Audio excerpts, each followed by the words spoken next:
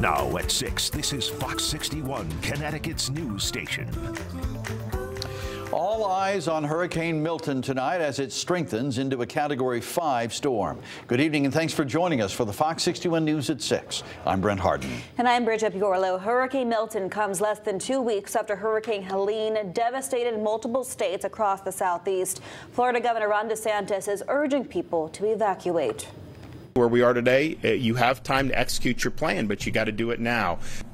The forecasts are that it's going to peak before it reaches landfall, and then weekend it's still going to be a strong storm. But, we don't know that that's necessarily going to happen. And so this is something that's going to be really, really significant one way or another. DeSantis has issued states of emergency for at least 51 of Florida's 67 counties. Meteorologist Sam Samperi is here now with a closer look at Hurricane Milton. Sam? That's right, Brent and Bridget. We are tracking this in a big way. 180-mile-per-hour winds. It's a major Category 5. This thing exploded today down in the southern Gulf of Mexico. Here's that eye. Whenever you see an eye like this nice, perfectly round little circle here, little clear slot.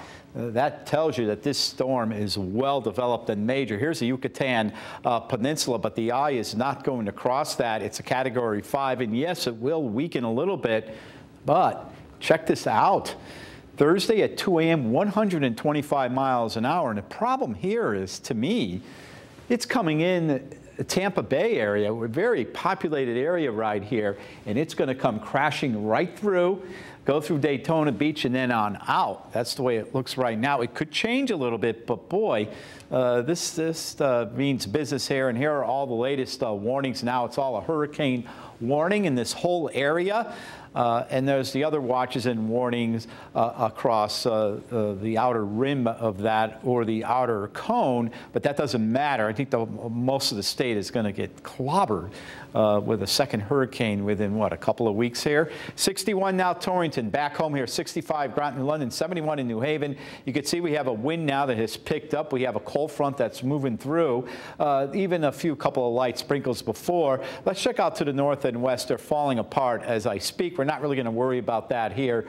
Overnight, partly cloudy to clear, lows into the 40s, and highs tomorrow averaging up into the lower and middle 60s, about 5 to 10 degrees cooler than this afternoon. Coming up, I'll talk more about Milton, and we'll also talk about home here. Are we going to have any frost this week? Details coming up in a few minutes, guys.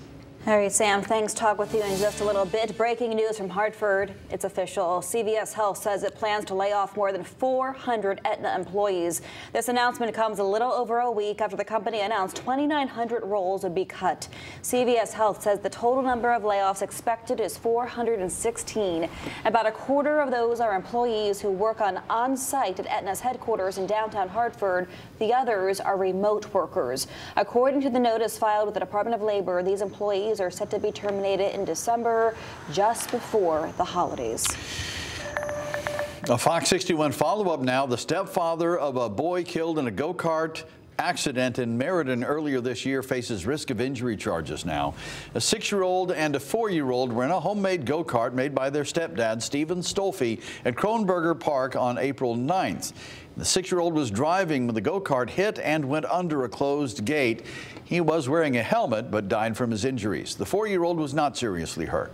According to the arrest warrant, there were several notable deficiencies with the go-kart made by Stolfi, and it went on to say these types of vehicles are not authorized on city streets.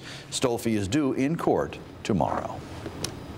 Now to an exclusive follow-up to a story we first saw on Fox 61. The state Supreme Court has issued a ruling in the case that sought to get the alleged Bridgeport ballot harvesters, Wander Jeter and Anita Martinez, arrested. Fox 61's Matt Caron is outside the state's highest court to explain what they decided and what comes next. Well, it has been 5 months since the justices originally heard arguments, and nearly a year since the group Fight Voter Fraud used that obscure law to hold the alleged Bridgeport ballot harvesters accountable. This decision is a big setback.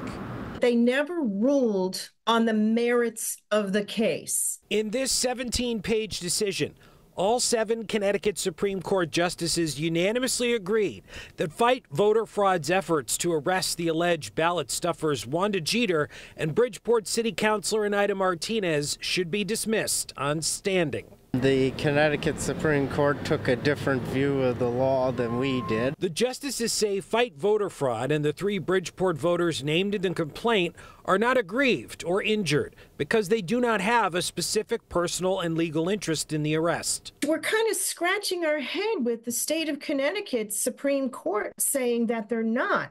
How could they not be? It's a story Fox 61 first broke in November 2023 when Fight Voter Fraud leveraged this state law from 1868 that was used only once to hold alleged Bridgeport ballot harvesters accountable for ballot fraud caught on camera in the Bridgeport mayor's race. Saying that we don't have the right to be somewhere that the legislature said that we have the right to be is the definition of a legal injury. The justices went on to say other states previously had statutes of the same kind. However, those have been declared unconstitutional. They utilized Massachusetts law and did not look at the history of Connecticut laws, which is extremely odd. Fight Voter Fraud is now filing a motion to reconsider, a motion that's almost always denied. With no other legal avenues, the group is now in an ironic position. It must rely on the chief state's attorney's office to accomplish its goal, the one state office that's alleged inaction forced it to undertake this fight in the first place. Our main purpose of this was because the chief state's attorney's office is not doing their job. Unless the chief state's attorney's office is pushed, they're not going to do anything, and that's frankly unacceptable. Now in June, Chief State's Attorney Patrick Griffin did charge Wanda Jeter and 3 other suspects with alleged ballot fraud that occurred back in 2019. But to this day, still no one has been charged or held accountable for the ballot fraud caught on camera just last year. Reporting outside the state Supreme Court in Hartford, Matt Caron, Fox 61, Connecticut's news station. All right, Matt, thank you. We have an update tonight. We now know the name of the woman found dead in an apartment in Weathersfield. Police say Lisa Beebe was found in an apartment on the Berlin Turnpike September 24th. Police say this was an isolated incident. There is no threat to the public, and the case remains under investigation. Well, it's been 1 year since Hamas attacked the Israeli Nova Music Festival. More than 1,200 people were killed, and militants took more than 250 people hostage. In the 365 days since that attack, there's been renewed warfare in Gaza that's left tens of thousands of people dead, with many more missing. Fox 61 political reporter Emma Wolfhorst spoke with several people, many exclusively, about the toll this year has had on them. It was both paralyzing and galvanizing. Jerry Fisher, who lives in Waterford, replays October 7th often. His cousin's son-in-law, Aviv, was killed. The family only found out after remnants of Aviv's body were found on the tip of a bullet. We despair for him, but we despair even more for all the living hostages. We need a ceasefire. We absolutely need a ceasefire. Fisher's cousin Yehuda spoke with Fox 61 from Israel, telling us not just about Aviv, but his daughter Liat. Liat was taken hostage that day, among the first to be released in November, thanks to Fisher and Congressman Joe Courtney's work with the State Department. Liat, I think that she's very special. She's careful not to demonize all Gazans, and she doesn't give up on a vision for a peaceful Middle East. A future not widely agreed upon, and one that's been out of reach due to a complex past. A past orthopedic surgeon Ali El-Aidi knew intimately while he was scrubbing in on October 7th. I didn't think too much of it. There is always tension in the area. But before he could finish his shift, he understood this was different. This is going to be bad. This is the first time that there has been an attack from the Palestinian side to this level. The beginning of all-out warfare in the region, and even worse humanitarian crisis in the Gaza Strip, where El-Aidi is from, before his family was granted political asylum here. I think most Palestinians growing up in the United States are afraid to be vocal afraid to be labeled as sympathizers. He's now become an awarded surgeon motivated by his roots. That's why he immediately applied for medical mission and headed back home.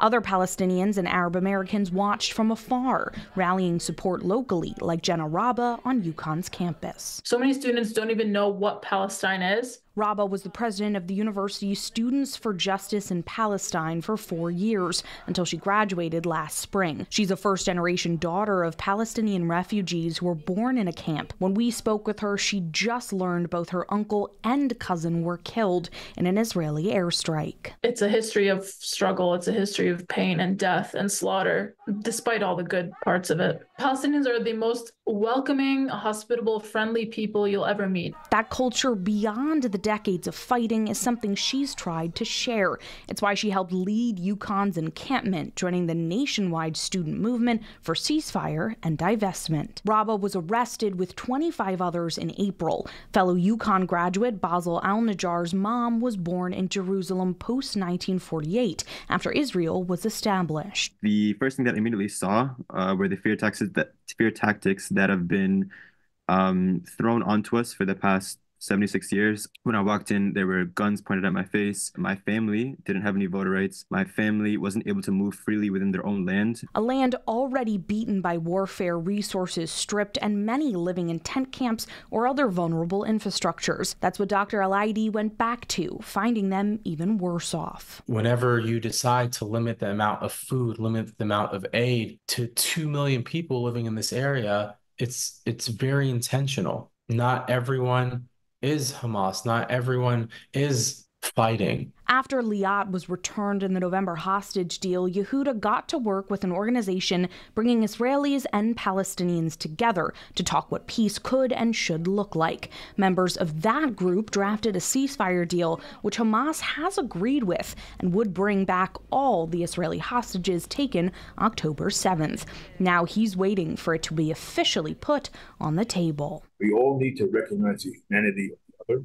We don't necessarily have to love each other. One of my cousins is lost under rubble right now, and we don't know if he's alive. But I have to operate like everything is normal and everything is fine. I mean, we're going through the Jewish high holy days now. Usually you say to a good year, and this year we're saying Shana Yoter Tova, to a better year, because the last year was horrible.